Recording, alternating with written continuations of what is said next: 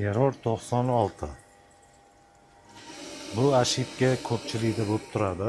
Men bu narsani Error 96 bo'yicha yana bir tushuntirishib o'taman.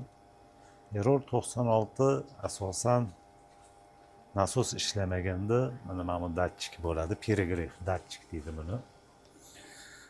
Mana bu teploobmennikda suv qaynab, hozirgidek taqir-tuqir urib yuboradi-da, o'sha holatda nasosda muammo bo'lgan bo'ladi.